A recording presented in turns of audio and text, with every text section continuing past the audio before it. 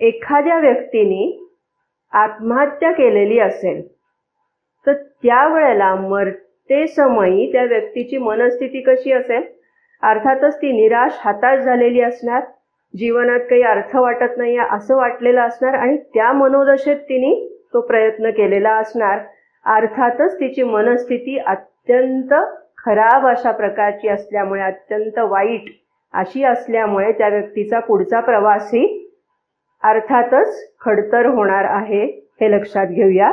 आणि दुसरी व्यक्ती उदाहरणादाखल घेऊया आपण, ती अशी की जिने आयुष्यामध्ये तिचं जे ध्येय ठरवलेलं होतं ते ध्येय तिचं पूर्ण झालेलं आहे, अगदी तृप्त मनस्थितीमध्ये अशी ती व्यक्ती आहे, सुखी समाधानी आहे आणि अशा वेळेला ती प्राणत्याग करते आहे.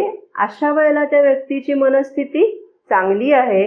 अर्थातच त्या व्यक्तीचा पुढचा प्रवास हा सुखकर व्हायला त्याचा उपयोग होईल. किंवा मदननी आणखीन असंही म्हटलेलं आहे की मरते समयी जर व्यक्तीच्या मनामध्ये ईश्वर विषयक उत्कट अभिप्सा असेल आणि ईश्वर प्राप्ती व्हावी अशा किंवा ईश्वरी कार्यामध्ये सहभागी व्हायचं आहे अशीच जर तिची मरते समयीची अभिप्सा असेल तर त्याला सुयोग्य अशी परिस्थिती पुढच्या जन्मामध्ये तयार केली जाते असं मदननी सांगितलेलं आहे.